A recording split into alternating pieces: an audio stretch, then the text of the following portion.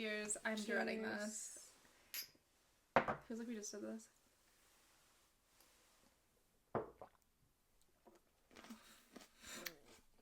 It's better. I think I let it sit too long in my mouth. Yeah. I mean, I grabbed that tomato over immediately. Well, it does help a lot. When I first drink it, I let it sit in my mouth for a minute because I can't force it down or I feel like it's going to come right back up. Oh. Yeah, I'm like, get that down as quick as I can. Okay, what are we drinking? Oh, it's the podcast. It's our podcast. I keep forgetting to introduce it. Not that Welcome you guys don't back, know. Everybody. OffTheCuffNurses. Everything's off the cuff and off the record. God, yep. I forget. Because it's just like, it's everywhere, you know? It's everywhere. Yeah. So today we are drinking, so this is the Triple X vitamin water, which I feel like it's pretty popular. It's been around for a while, but this is the 0 sugar one. Mm-hmm. We have acai, which I think is how you pronounce it, blueberry, pomegranate, vitamins, and antioxidants to fight those pesky free radicals. Oh, love it.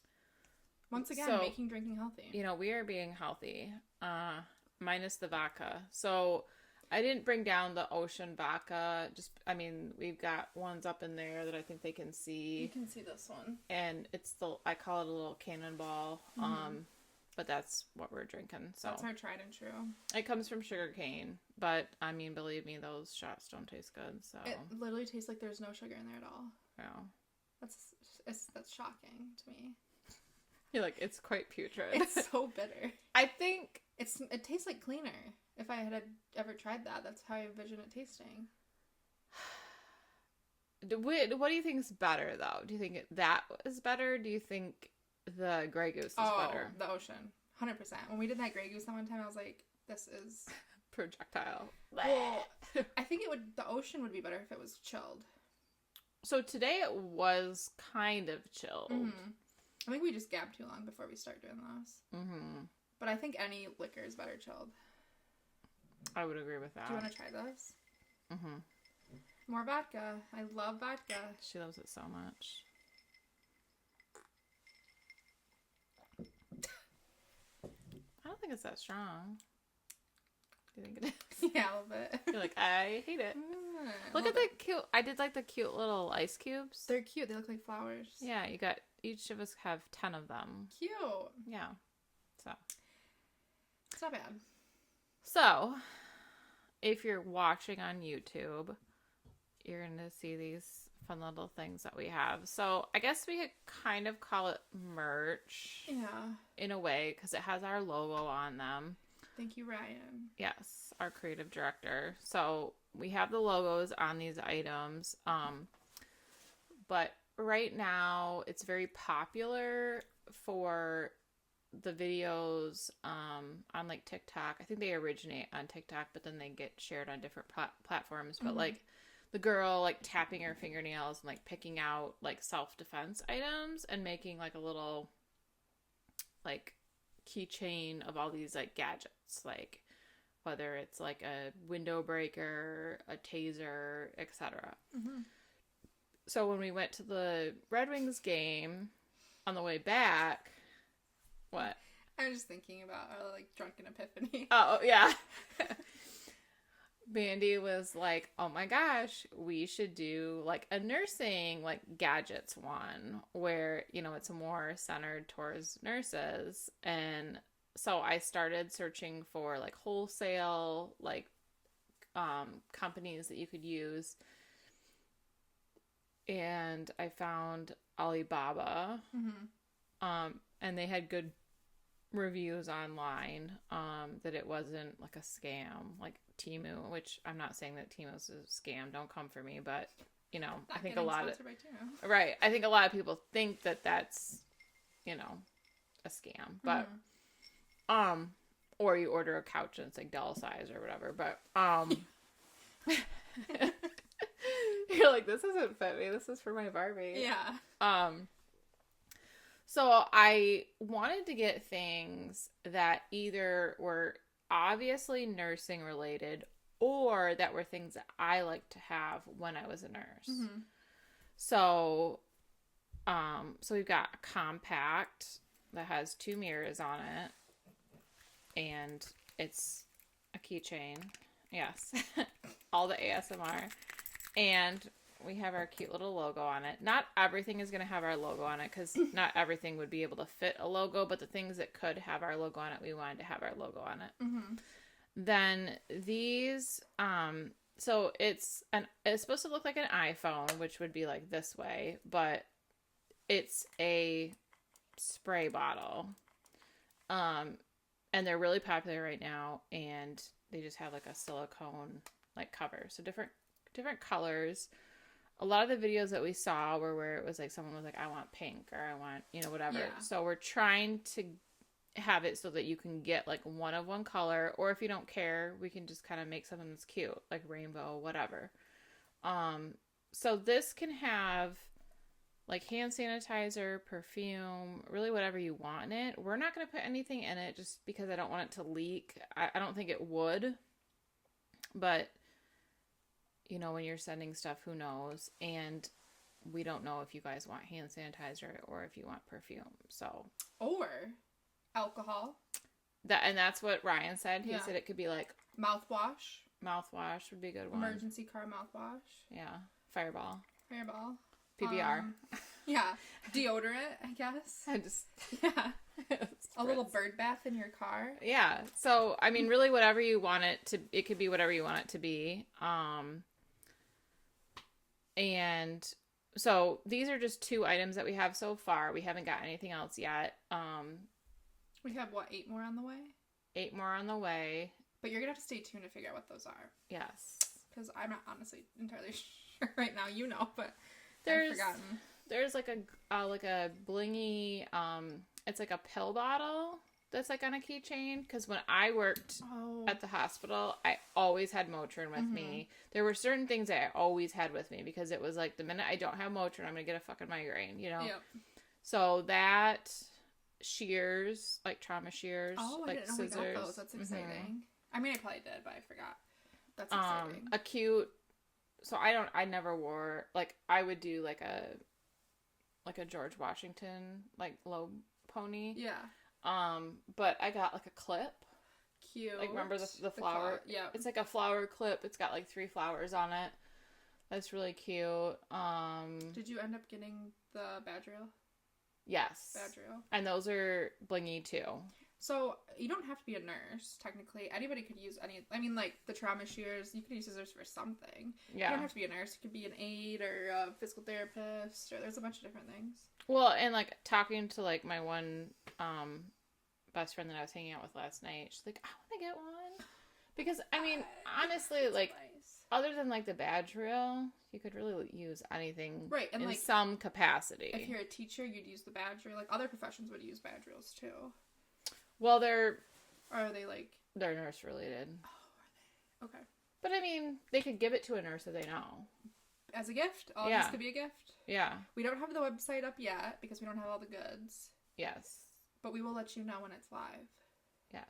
And so then I'm going to attempt to take TikToks of like packing orders and editing them. So if they look like trash, just know it was me and not Stephanie. Well, it'd probably be both of us, because I feel like the TikToks made it popular. You're going to be the hand model. I'm going to be the filmer and editor. That's fine. Yeah. I'm going to have to start getting my nails done for the wedding. And for the filming. Well, that too, but I want to get out, like, I want to, like, trial the nails before I actually, like, do the nails for the wedding. So I think by the time we have everything, you'll be in that realm. Yeah. So, I can click on stuff and, like, actually, yeah. Actually sounds kind of cool. I know. If you're listening on headphones, it'd probably be really cool. Yeah. So, just to make it popular, and I don't know. I thought those videos were cool, and I'm really like passionate about this. I think this is fun. Mm-hmm, like, yeah. So, because this is something that, as a nurse, I would like if I haven't seen anyone with this, and I think if I had seen it, I would have been like, oh, I'm buying this. Me too. Like, I would have been all about it, so. And I kind of like that it's, like, practical versus, like, oh, here's a shirt with our logo on it. Like, right. yeah, you're, like, just marketing, but, like, it's... it can be fun, like, but, yeah, it's, like, it's things that... are useful. Right. Yeah. Yeah. Which brings us to our main topic of today, another nursing episode. Because, again, this is how this whole thing started. Yes. This was a fun one. Do you want to start with what... Yes. So I put for the episode, it's funny nursing. So I don't know what. I think I'm on some hospice Facebook groups. And they were putting ICD codes that were, like, funny. Yeah. So I'm like, okay, we need to do something with this. So for people that don't know what an ICD-10 code is, I wrote down the definition. So it's a system used by physicians to classify and code all symptoms, and procedures for claims processing. So it's basically more for the billing people. So, like, when we get in a hospice admit, we have to put what their primary diagnosis is. And in front of it, it'll have, like, ICD A2B, like, a code, and that's what the ICD is. And then it's, like, heart failure or, you know, congestive heart failure, diabetes, like, whatever their diagnosis is. So these are... we did real or fake. We have to differentiate between if they're real or fake, and these are, like, funny ones that actually are real or funny ones that are fake. Yeah, so we have to guess.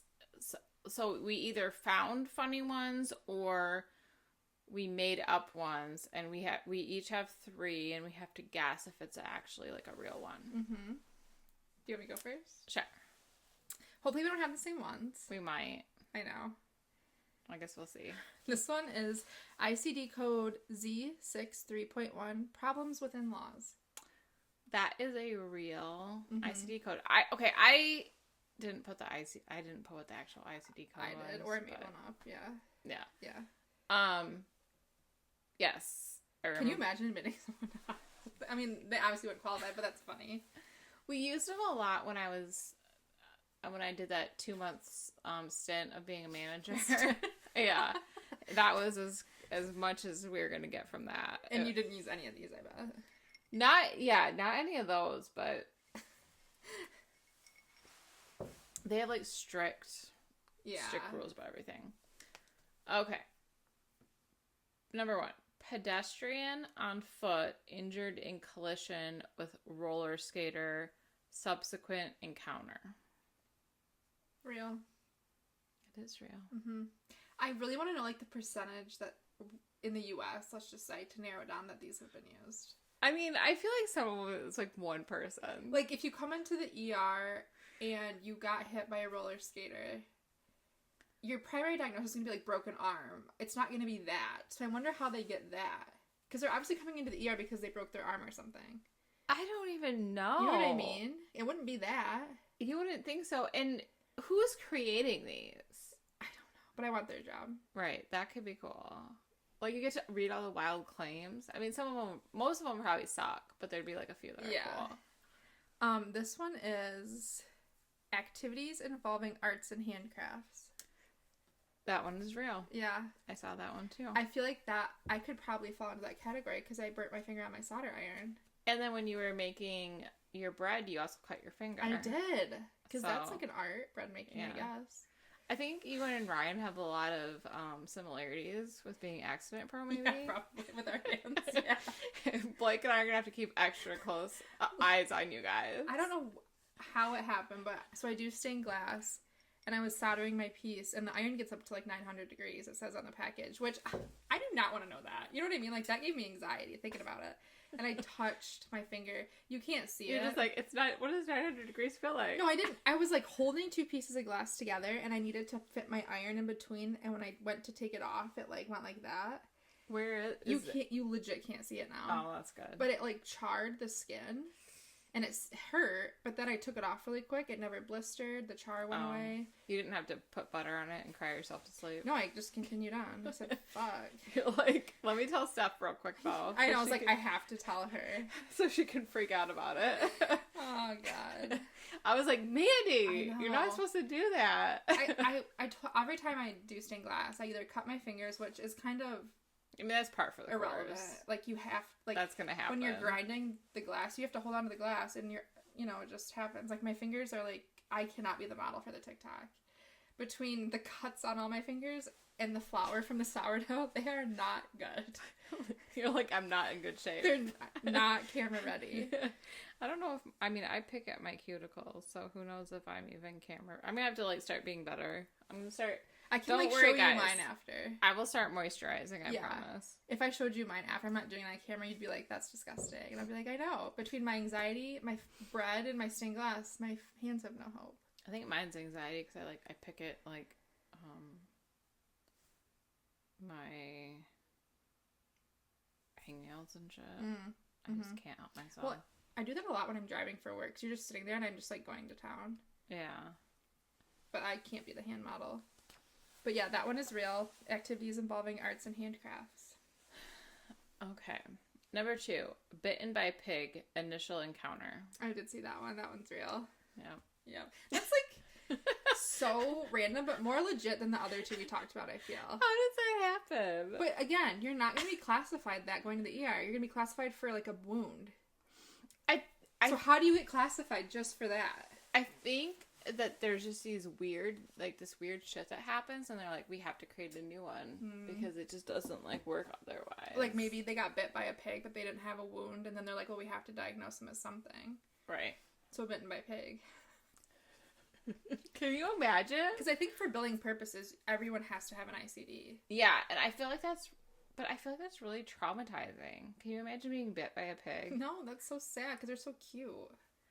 Are they though? Because like when they get bigger, I don't know if they are. I like when they run and their tail's like curly. Yeah, but I don't like when they get like really big and fat. Like a boar. I don't like going to look at them at the fair. They have like the horns, like the tusks. My cousin was in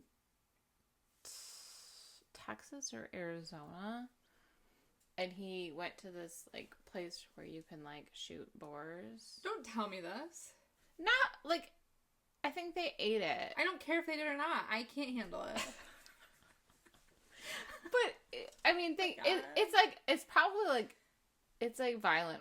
It's like Pumbaa. No, it's not. It's not like Pumbaa. I think they probably like what they're shooting has like rabies. Pumbaa. They're gonna eat the rabied pig. Well, maybe not. I don't know. He just told me this was like 15 years. I mean, this was like probably 15 years I hope they're ago. like geriatric as fuck and they're gonna die in the next week and then they shoot them. That's almost more sad. They're like hobbling around. Because they had a full life. Have they though? Yes.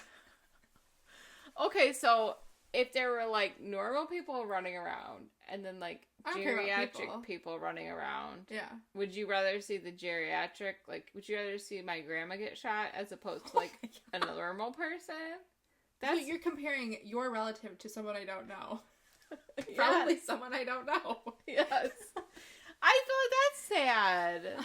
Some like that's sad. But they lived. Okay, I'm talking about pigs. I don't know what you're talking about, but I'd rather have a geriatric pig get shot because it lived its whole life than like a daddy pig or like a Peppa Pig. I don't think they're like. Do they have close familial like? I don't know. I don't think they do. I don't think they're like hanging out. Like I think after they like grow up, they're just kind of like on their own or whatever. Well, anyway, I'm sorry I told you. I shouldn't have. You shouldn't have. I'm not a hunter girl at all. Do you eat venison? No. Oh. Okay. No. I do now. Yeah. I did. And then I didn't because I saw this like my grandpa had like one like strung up in the garage and like traumatized me. So then I didn't eat venison for a long time. Then I went up to the UP for vacation without my family. Like my parents took me, I think, to like the bridge. Okay. And we met my grandparents, and my grandparents came and got me and then took me the rest of the way.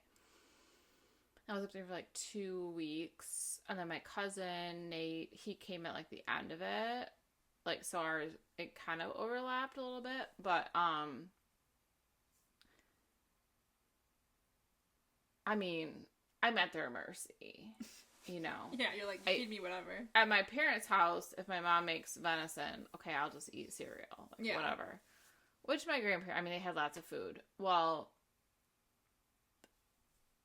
my grandma made, I think, like, goulash or, like, lasagna. Because lasagna was her specialty, which I have taken that onto my shoulders. That's exciting. I'm very good at lasagna. She either made lasagna, spaghetti, or, like, goulash. Something with, like, a tomato-based sauce. I ate it. It was delicious. I found out after the fact that the ground chuck was venison. They tricked you. And I was like, well, I don't think they realized, but I'm like, well, it was good. Yeah, if you like it. Like, I don't have, like, if I came here without you, and, I mean, Ryan listens to the podcast, if he didn't know that I didn't like deer, eat deer, and you served me something, even if I knew it was deer, I'm going to eat it because I don't want to be rude.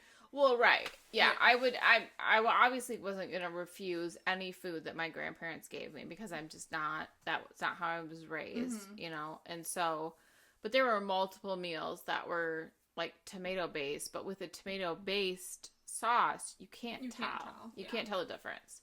My mom would make venison, which, you know, bless her heart, but it was like venison steak.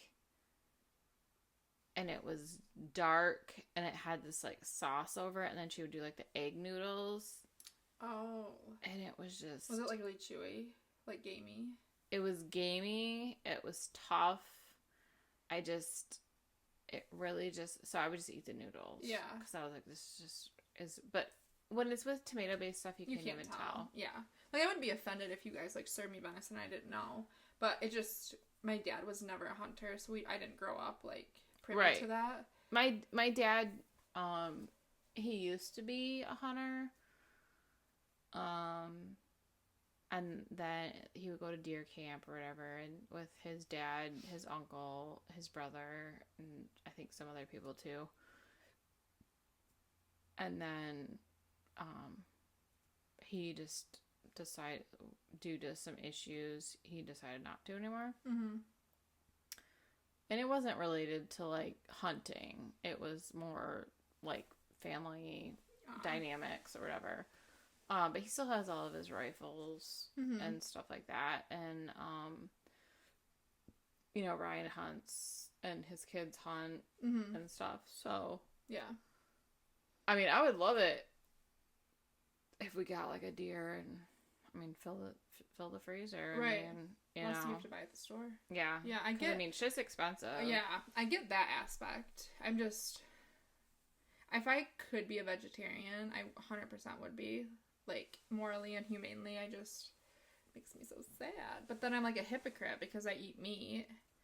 But... I need chicken and I need fish. I think those are the only two things I really miss. Red meat, I could go without. Pork, definitely could go without.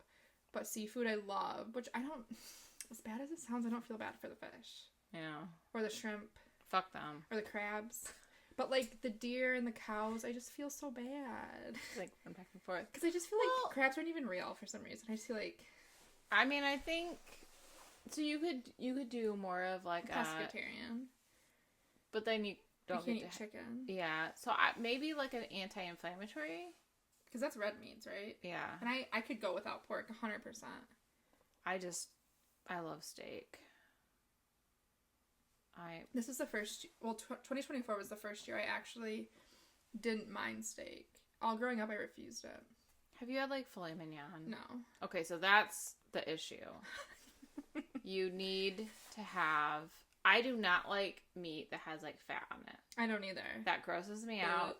Gross. People say that's where the taste is, and then I try it, and I'm like, this is so vile. Yeah, you need to try filet mignon. That It's the most expensive. Great. But that is where it's at. I'll have to try it somewhere. It is so good. It was offered at a couple of weddings I was in, but I always chose the other alternative. Monster. Well, I didn't know. I didn't like steak. And what kind of rich people were offering filet mignon? God. I know. It was like filet mignon. We will not be doing that. I was going to say, am I going to get some at your freaking wedding? No. Sorry. We'll have to go to we picked Grassy. We picked a fish option, salmon, I think chicken, and then a vegetarian option because we wanted to kind of be like all inclusive. Is it like a buffet or do I have to like check something? It's a buffet. Oh, okay. But we picked 3 entrees and I wanted to be all inclusive, so that's why I did the chicken, the salmon, and the that's vegetarian. Nice. What's the vegetarian option? They had vegetarian lasagna at Blake's work party and that was good. Their vegetarian, yes. Yeah, it is good. That's delicious. I'd have to. I don't know. The book's upstairs. I'd have to look at it. But I was trying to be. I know for the most part, that's not like an issue. But then I have like a couple of family members. Well, one on my side and one on like Ryan's side that are gluten free. Gotcha. So we also wanted to be inclusive. Wow, can't talk of that. So that makes sense. Yeah. Wow, that was a tangent. Where did we even come from? We're talking about like bitten by a pig. We went to hunting. We went to what's on your wedding menu. Oh my god. Fictitious disorder. Oh my god. Fictitious disorder imposed on self. I think that's true. It is. It's like stuff you stuff you're making up. Like it's basically like a mental disorder. Munchausen's. Like I have this. Oh yeah. I swear to God, I have this, but it's like nothing. I had a patient that was like, I literally told the doctor, I'm like, I think she has Munchausen's disease, and she was like, yep. Munchausen's, if you don't know, is like hypochondriac times 25 million jillion billion. And so it could be Gypsy Rose, guys. It's Gypsy Rose. Yeah, it can be. So it can be by proxy, which is where you're like, maybe you have a kid and you're like, you Gypsy Rose convince yourself that they have all of these ailments, but then you get some sort of high from like treating them, and also from like getting rewards from the community because she got like a brand new house, like brand new. Total accessible house, like handicap accessible. Yeah. They went to Disney for free. Make-A-Wish. I would like to go to Disney for free and get like a free house. Me too, even if there's a ramp going up to the door. Yeah. I don't care. I'll sell it. Yeah. Because I already got a house. But yeah, I mean, damn. And then you can have it for yourself. Where you're just like a real hypochondriac. Yeah. But it's like, yeah, like ramped up like to 1,000 and. Yeah. All mine were true. You cracked the code. Okay. Number 3. Struck by an orca initial encounter. True. I saw that one. All of ours are true. Yeah. We're tricksters. I know, well, because I looked at them and I was like, these all seem false. Yeah. Yeah. Brian was like, you can't do all that are true. And I'm like, I think it's funny. We cracked the code. We did. Yeah. We both did the same thing. I love that. Okay. What's next, girl? 2 truths and 1 lie from our nursing career. We have to find the lie. I had a hard time with this. I really had to rack my brain. I think this is probably where I spent the most time. Me too. Okay, I'm gonna listen while you talk about it so I can visualize. Okay. I once had a mental health patient that enjoyed being catheterized by me. I so hope that's the lie, but it probably is not.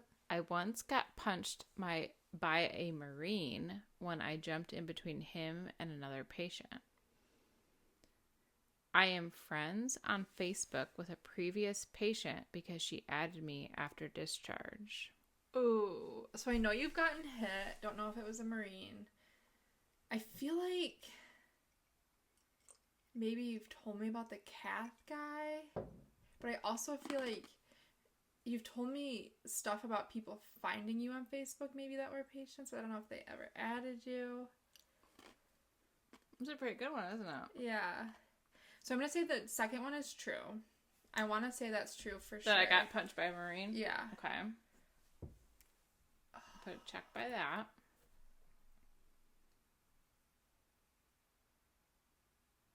I want to say that the Facebook friends is false. Okay, so we're saying that the catheterization is true, and then we're putting an X by the number 3. Yeah. You are incorrect. No. Okay, so I did have a mental health patient that enjoyed being catheterized by me. I knew that was true. She was female. Oh. And it was very peculiar that when the old nurse, who was almost about to retire, was there on day shift, she never had to be catheterized. But then when I was there... I think you told me about this. Yeah. When I was training you. That's why that, like, rang a bell. She, so she was self-abusive. And so I don't know if it was something from that or if it was more of a sexual thing. Mm-hmm. But, like, the older nurse, she was very crude, like, funny. Like, I'm not going to give into this. And she, well, not even that, but she was like, she probably wants you to do it. She probably gets off on it. She's like, she probably is into you. She's like, she's not going to be into me. And I'm like... You're like, help me. I'm like, but it's going in her urethra. Right. Like, but yeah. That is crazy. Gross. So you didn't get... I knew you got punched, but I feel like you got punched multiple times, so I didn't know about... Yes. So, thankfully, because it probably would have... Well, I might have actually gotten some time off work. I did not get punched by a Marine. But I did jump in between a Marine, an angry Marine, and another... He was a patient. Yeah. And he was, like, threatening this other patient who... So the Marine was, like, 30-ish at the time. 30 to 32. The older patient was, like, 50. Okay. 40 to 50s. Mm-hmm. He started, like... I don't even know what they were... Like, how this even started. Mm-hmm. And I jumped in between... Which was a stupid idea. I should have never done that. Fight or flight. Yeah, my significant other at the time was, like, pissed that I did that. He's like, you should have never jumped in between. It's like them. Adrenaline, though. Like, but, yeah, it was, like, I'm like, I have to, you know. So, like, me and this aide, we, like, jumped in between them. And I told the one guy, I'm like, go to your fucking room. Because he, you know, he's running his mouth, too. Yeah. And I'm like, and he was like, ugh, like, ran to his room or whatever. And the Marine, thankfully, he wasn't going to punch a woman. So, right. Thankfully, that was... He's probably like, get out of my way, let me out of... Right. So he was kind of a frequent flyer. Yeah. This is a funny story.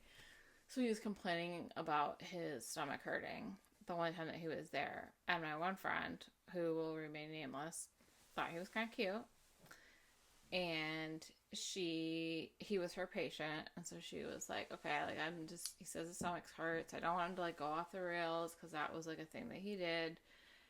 And so she went down to his room. Like, we didn't wear a stethoscope around or not, because we don't need someone coming up and, like, choking us. So, she went down there, was like listening to his bowels. Okay, so she, you know, like, your scrubs are like a V-neck or whatever, and she was a full-bodied woman. Yes. And so she, you know, she had lots of... Her twins were big. Well, yeah. Okay. But yeah. But yes. And so she was, like, leaning over, showing a little bit of the goodies. Yeah. And he got a boner. As you do. While she was, like, checking his bowel sounds. And so I teased her that it, like, hit her in the face. It didn't. I don't think. She didn't tell me that part. She probably would have told me that part. Yeah. But, he was so embarrassed. He's like, oh, I'm sorry. She's like, oh, you're fine. She's like, I'm just listening to your bowels, you know. But then she had, like, she had a crush on him. She's like, oh, it's fine. Yeah. She's like, no problem. Yeah. We had this patient at the hospital who had a stroke and now has, like, a permanent boner, because that can sometimes happen. So he just had, like, a permanent erection all the time, but he was bedbound, so trying to get him to pee in the urinal was, like, out of this world. How? Yeah. You have to, like, force it down. Was it, like, painful for him? Like, did he feel it? No. You're like, okay, let's pee. I think you should just have, like, a Foley. Yeah. Like, to keep it down. Yeah. Well, I mean, at that point. Right. You know. But I, like, didn't know that was possible. as a baby nurse. I was like, I walked it. Well, they had told me during report, like, because he was like older man. They're like, don't take it the wrong way. He had a stroke and now it's like a permanent erection, which I felt bad because I'm like, that's embarrassing for him. So it wasn't like a weird sexual thing. It was like he couldn't help it. So I've had the weird sexual thing though. Too. Yeah, me too. My maggot guy. But that's a different story. Okay. All right, your turn for... Okay, you ready? 2 truths and 1 lie, yes. This is like early career, I would say, because it's like partially nursing school. Okay. I passed my NCLEX on the first try. I cried in my professor's office in semester 1 because I was on the verge of failing. I cried in the med room at work at the hospital.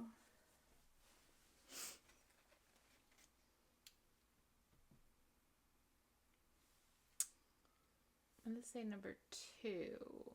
I did cry in my professor's office. I think that's a lie. That is true. It's true? Number 2 is true. How my community college did it, semester 1 was broken into 2 parts, and in order to get to the second part, you had to pass the first, and if you didn't, you were just done. Oh, wow. And I had to get a certain number on the next exam or I was done. So I went into her office, and I was crying, because I was like, the one exam that I completely bombed, like absolutely failed, was the dementia one and aging one. And I was like, I work in a dementia unit. Like, I am so mad that this is the one I failed. And she was like, you're just not answering the questions right. You know the material. You're just not answering them NCLEX style. So I was like so distraught. And we had always like made like school merch every semester. And I was like, I can't even buy the merch because I'm not even going to be here next semester. I was just like crying. And she was like, you're going to do it. It's totally fine. Like, it's not even a big deal. I had to get like an 80 on the next exam. But in nursing school, that's kind of like... That's a high grade. Could be either or. Yeah. And thankfully I did. But I did go to her and I was like bawling my eyes out. So that is not the lie. You didn't cry in the med room? I never cried in the med room. That is the lie. I always cried before I went to work. I think the only time I got close... I thought that was going to be a hard one, though, because a lot of people cry in the med room. I think I got a little teary because another girl was crying when we were in the living closet. Mm-hmm. But I cried in my manager's office. I've never done that. After I got bullied. Like, the whole nurses eat their young. Yeah, they do. I went right into my manager's office and sat down. I closed the door and I sat down and I bawled my eyes out. Guys, if you're ever in the hospital and you just go into random closets, you will find a nurse crying. There's linen, nutrition, med room. There's so many spots to cry. Yeah, there's so many spots to cry. But I put that one because I was like, that's... A lot of people do cry in the med room, but I never did. I always cried, like, putting on my scrubs. Like, I don't want to fucking go. Yeah. I was more angry. Like, flip shit over. I was more crying, like, nervous.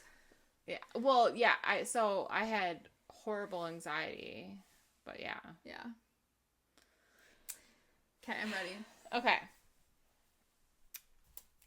I have had to place only one C-tube in my nursing career. Do you know what a C-tube is? Like a... Oh, like a butt. Oh. That, like, drains their poop into, like, almost like a Foley bag. I didn't know it was called a C-tube. Yeah. What did we call it? Like a poop tube. No, what did we call it? I don't remember. We call it something different. Oh. We always called it a C-tube. Now I'm mad. I don't remember what we called it. We call it something different. Okay. Only one. So I've only had to place one in my nursing career. I once pulled ABGs on an ICU patient, and I once had a patient call the cops, and 3 cop cars and a fire truck came to the hospital. I feel like you want me to say 2 because you never worked ICU, but I feel like you're setting me up. Who could know? I feel like you want me to say 2 because you've never worked ICU and we don't pull ABGs on med-surg. But I also feel like it just depends who's working because they just let you do whatever the fuck you want sometimes.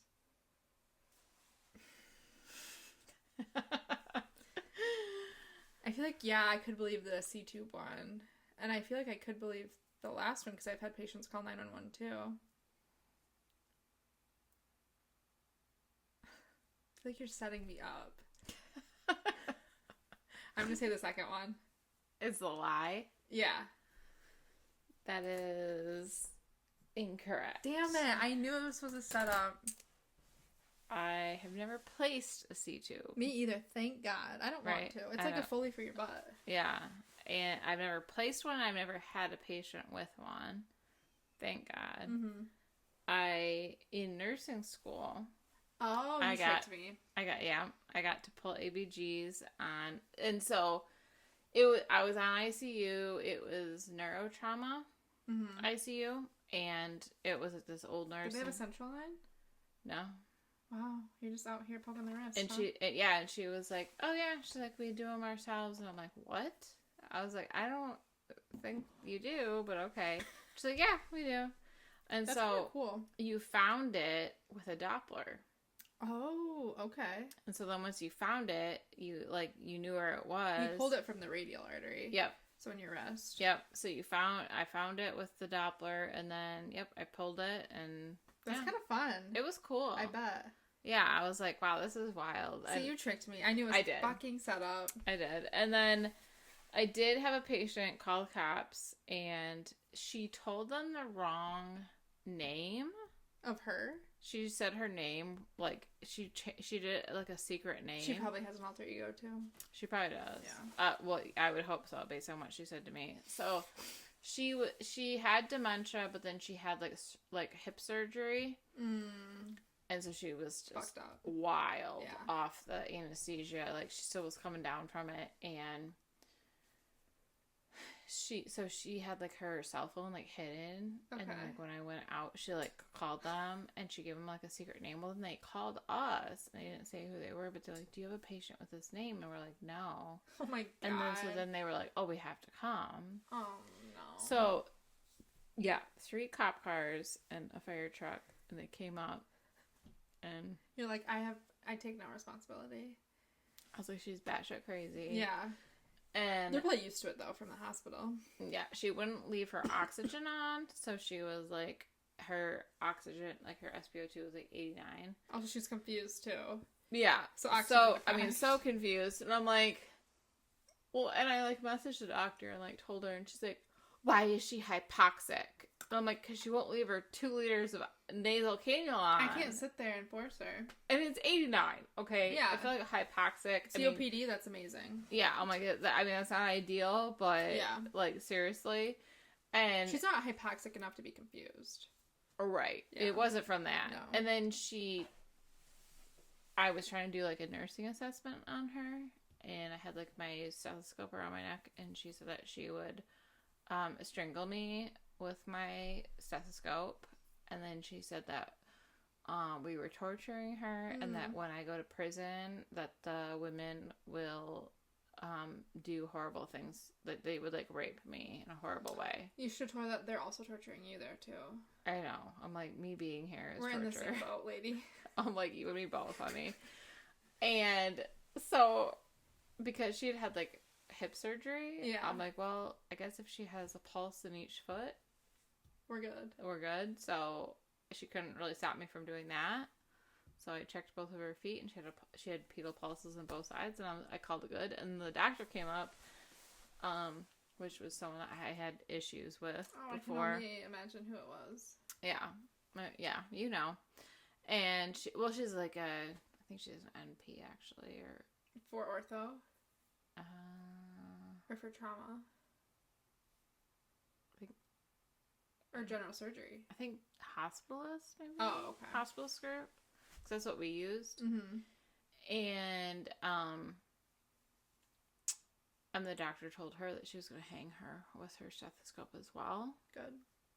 And I was like, thank you for saying... Thank you for not being normal when she walks in. Right. That always happens. That was something that they like to do. Yeah. So she's like, okay. She's like, yeah, I guess I can see why she's not wearing her. I'm like, I'm not putting it back on her at this point. And if you would like to make me a one-on-one so I can sit there and force it in her nose, I'll gladly do that so I don't have to take care of anybody else. Right. Yeah. Yeah. It was... I still remember the exact room that she was in. Sometimes I think about patients and I can, like, visualize the room they were in. And then I get, like, the shakes. like my God. Yeah. All right. Are you ready for this? I'm ready. I have a wound care certification. I had my CNA certification prior to nursing school. I enjoyed the task of floor nursing more than hospice.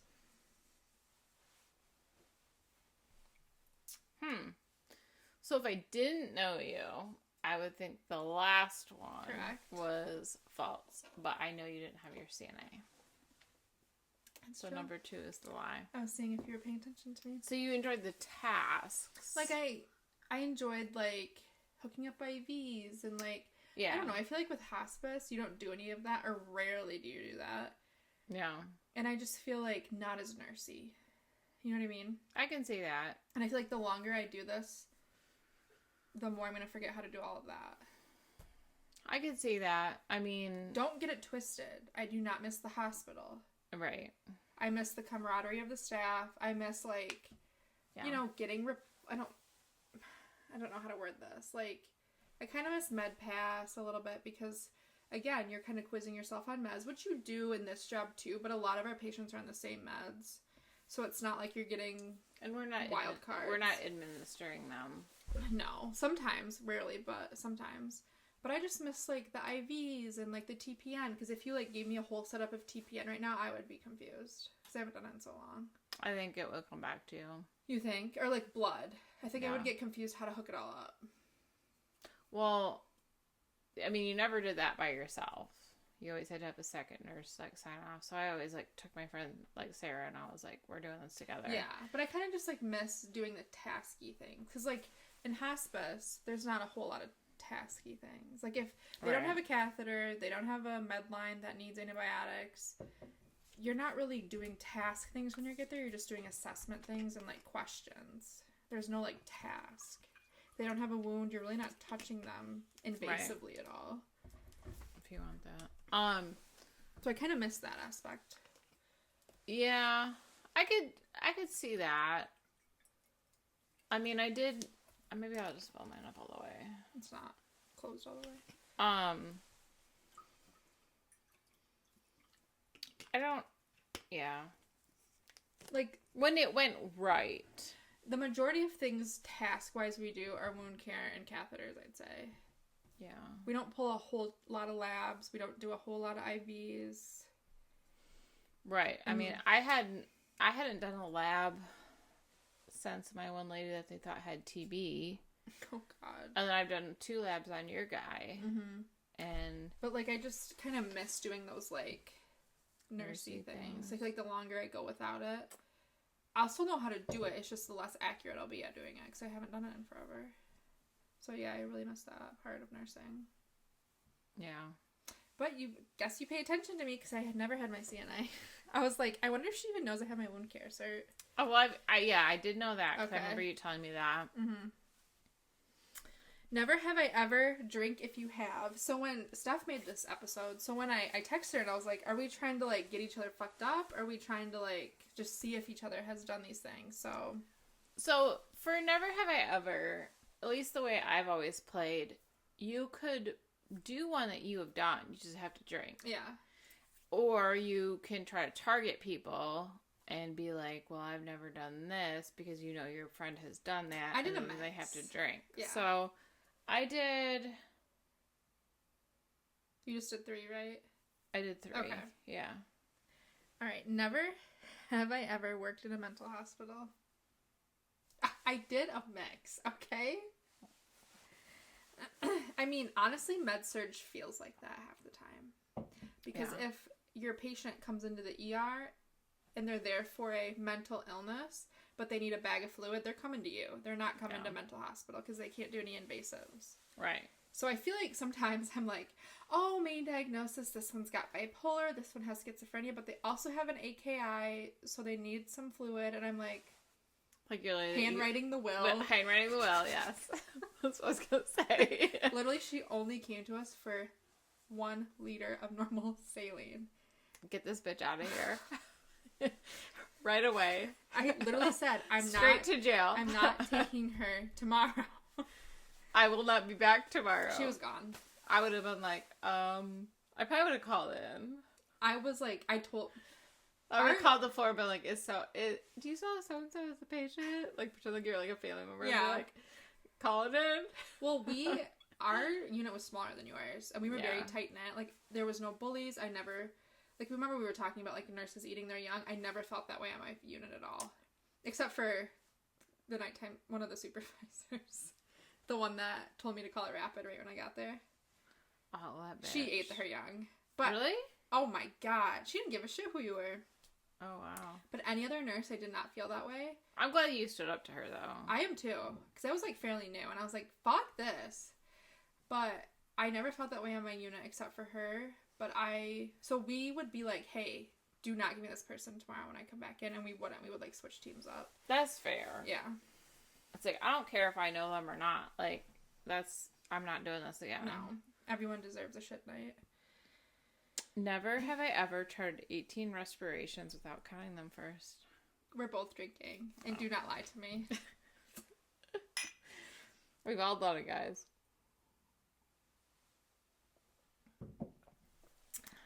I thought you were going to lie to me. I'm going to say, you freaking are lying. We've all done it. 16 to 18 is like the golden spot. Yeah. So I was up at 19. Like, just up like 20. Yeah, so they'll think I actually did count. COPD patients, I'm like 2022, but that's kind of like their norm. Yeah. Yeah. Never have I ever bribed another nurse to trade assignments. I haven't. I haven't either. Yeah. I just, whatever. Yeah. Back to the respirations thing. I do count them if they're active. I do too, because it's nice to know. Yeah. Mm-hmm. Like, okay, they're at 12. And also correlation with their O2. Right. Yeah. Yeah. And if they have, like, periods of apnea or whatever. Usually if they're active, I won't necessarily always take a blood pressure, though. It depends. Yeah. Because it's not, like, a key factor. We're mostly focusing on, like, pulse and O2. Right. And respirations. Yeah.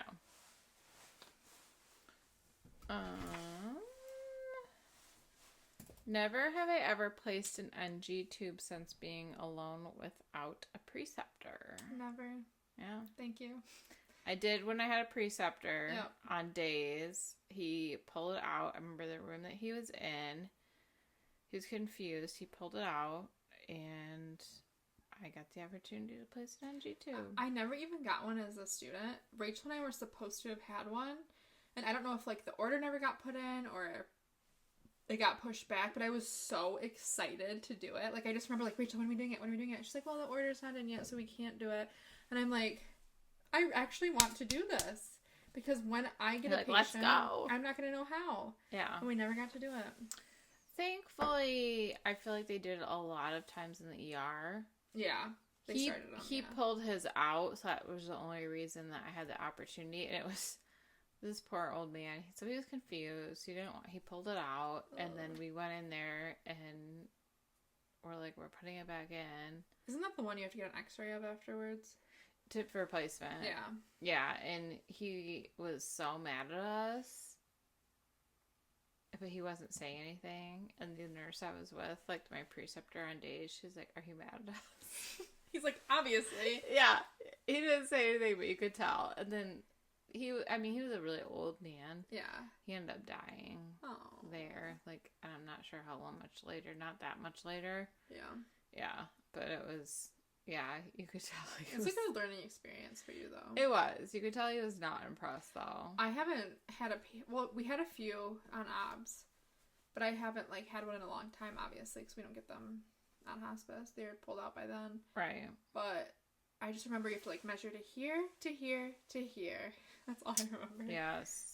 And then it was, like, the output, like, measuring that and, like, the color and everything. Yeah. We had a lot... We had a lot that had NG tubes. It's just most of them were, like, coherent, so they weren't pulling them out. So we had to do, like, measure it and be like, okay, it's green, or it's, it's whatever. And I remember, like, telling them, like, as you're forcing it down their nose, like, drink water and, like, swallow so it goes down, like, easier. Mm-hmm. I could not imagine. I'd probably puke. I would, too. Yeah. Never have I ever waited until the Never have I ever Waited until the next shift to start blood. What do you mean? Like, you know, when you get an order for blood and it's like almost shift change, you're like, I'm just gonna pass it to the next shift. I haven't done that. I haven't either. I guess I started the process. Like ordering it from blood bank and like hooking it up and...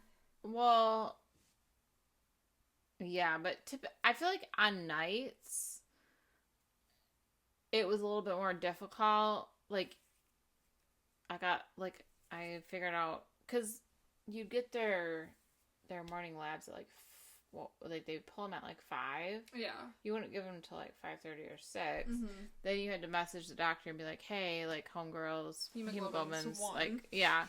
And then they would be like, okay, let's do, 2 new units, pack red blood cells, whatever. Then you have to call the blood bank. Then they take forever. So it was usually like a whole process. Mm-hmm. But I don't feel like...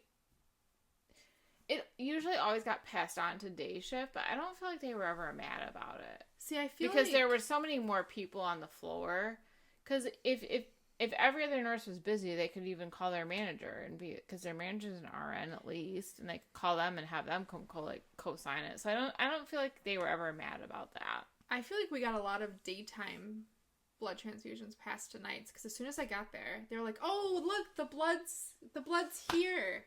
And I'm like, yeah, it's probably been sitting in the freaking chute forever. Because, you have to use it within an hour. Oh, I was like, after I ordered it, I was like checking that thing like every second. Yeah, me too. Did it come in? Hello, I just ordered blood. Where is it? I had everybody like listening for it. Yeah, but I feel like as soon as I got there at 7, they're like, oh, the blood's finally here. And I'm like, you're fuck. Yeah. Ew. Yeah. Because then at 7 you have all your like nighttime meds, so. Yeah. Well, that's like, good. Yeah, it's like this is a great time for me to be doing this. Do you have another one? Mm-hmm. Okay. Never have I ever had a hospice patient die in front of me.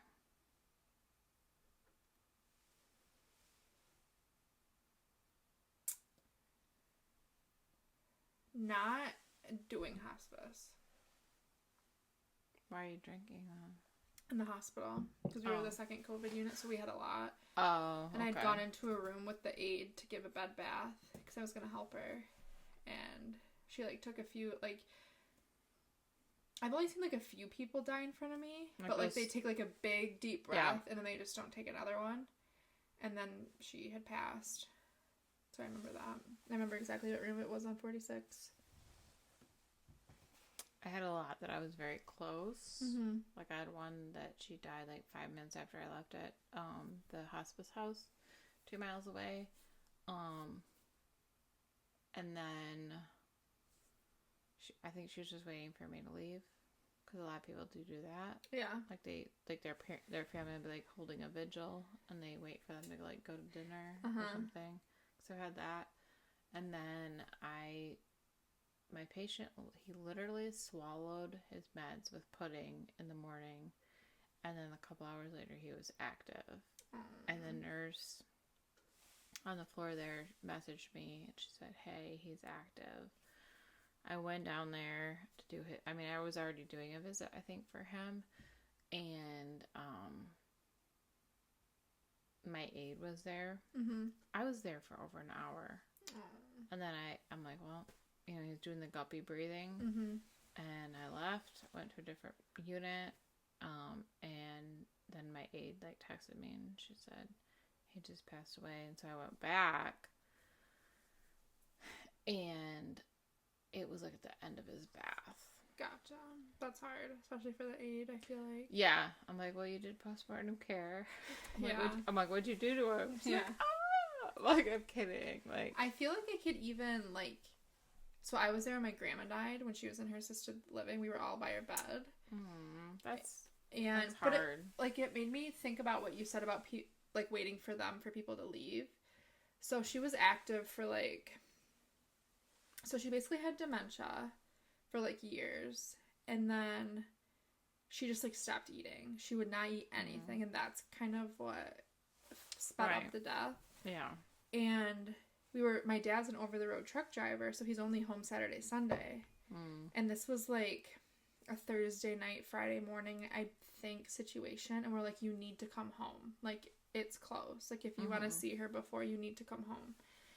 And he was trying to get home, and his 2 other brothers, like, work in town, so they were there. And we were all, like, by her bed. And then my dad finally got there. He made it in time, like, sat with her for a long time.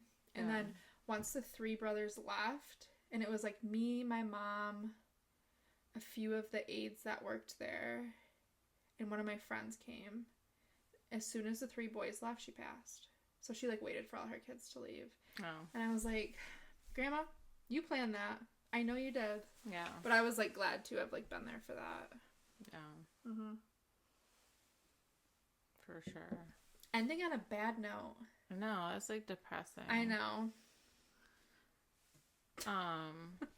My one grandma that passed, she was on hospice too. And there was family in the room, because my cousin was the one that, like, he texted me and told me, like, she's gone. And then I actually had to call my mom and tell her that her mom died. And then I mean, we knew it was coming. Right. But still, you don't want to make that call. Right. And then I had to call my brother and tell him. And then when my grandpa, we were going to sign him on hospice, but he didn't make it out of the hospital. Gotcha. Up in the UP around Thanksgiving time, I had to. My uncle called me. We had just been over at his room, like his hotel room, because Ryan and I went over there, like, to hang out, and we'd been back in our room for maybe like 30 minutes, if that, and he called, and I was like, "What's up?" And he's like, "They just called. He died." And we weren't expecting that. Right. Like, we thought he was going to come home and we were going to put him on hospice, and we didn't really know what to expect. I feel like they do, obviously, what we always tell our patients, like, even if they're unconscious, but they're still alive, they can hear that you're here. Oh, yeah. Like, I just said that to that patient that passed away of mine yesterday or today. Her daughter and son-in-law were there when I saw them on Thursday. And they were like, "Do you think that she knows we're here?" I said, "Yeah, I think she does, so keep talking to her, because she'll hear you." No. And they're like, "Really?" And I was like, "I like to think so." Like, obviously nobody knows, right? But, like, I like to believe that. I think hearing is, like, the last thing to go. Yeah. But, like, my grandpa was hard of hearing, so it's like, who knows? Yeah. But I think they can feel your presence. Yeah. Yeah, or if you touch them. Yeah. He could, his heart rate dropped. And one of the workers, like, went in there and sat with him. Okay. And so he didn't die, like, alone. Right. Like, she was in there, so that was nice. And then my uncle was like, "Do you want to call your parents?" And I said, "Well, they're not going to answer the phone." I'm like, "We have to go down to their room and knock." Yeah. So we, like, knocked on their door. They didn't answer, knocked on their door, and they, like, come to, like, the door, like, in their pajamas. It's, like, midnight. It's right. He died at 12:03. Okay. So it was, like, 12:10 or whatever, and they're like, and I'm like, "Grandpa just passed." I'm like, "Do you want to go see him at the hospital?" And so they're like, "Oh, yeah. So, like, they got changed, and we all, like, Ryan, me, my uncle, and my parents, we all went. And then while I was waiting for my parents to get dressed, I had to call my brother again. That's why it's hard to make that phone call. Thankfully, I didn't have to call anybody, because they were, I didn't there. Well, her 3 sons were not there. They had just all gone home to shower. But I was like, I'm not doing that. So somebody else the workers can do that. So, but that's always a hard thing to say. I mean, when my brother answered, he knew. Because it was, like, a random time. Yeah, for me to call after midnight. Yeah. And so, yeah. Which I felt kind of bad, because, like, when I rushed up there initially, it was, like, I had just left, like, JJ's house. And my mom was like, "He's critical." And I'm like, "Oh, my God." And I'm, like, frantic. Yeah. I went home, came here, and I, like, packed up, like, stuff in a frenzy in, like, 15 minutes. And, like, we were out the door. But it's like, almost... When you probably got there, you're like, "Why was this so urgent?" But then it's probably glad that it happened that way, because you were there. Yeah. And so we got there around, like, at 8 o'clock, and, like, I called our manager. Well, no, our clinical supervisor, and was like, she could tell I was like emotional. Well, like, yeah. I'm headed up there, and I'm like, I don't know when I'll be back. That's legit though, because you never know. It could like, I mean, like my one hospice patients I have right now, he's like fine for like weeks, and then he's active, and then he's fine for weeks, and then he's active. The one I saw on Christmas. And then his sister's like, when's it gonna be? And I'm like, this man beats at his own drum. I don't freaking know. Yeah. Like, some people are very textbook, and this patient's just like, I'm fine, and then I'm not, and then I'm fine. Yeah. And I'm like, I don't really know what's going on with you. Right. Like, who are you? I don't know. I was there, like, and I was trying to figure out, like, respite for another patient. Yeah. And then I'm sitting in, like, the one room down that hallway. Yeah. And there's patients like, help! Always. It's always. And I'm on the phone with the doctor. And I'm like, I'm at, like, this place. And they're, like, calling up. Or they're like, nurse! The doctor's probably like, you neglect your patients. She's like, always. She's always like, help! I was like, yeah. I'm like, oh my God. Of course. All right, guys. Well, thanks for sticking with us. As always, if you didn't chart it, it didn't happen.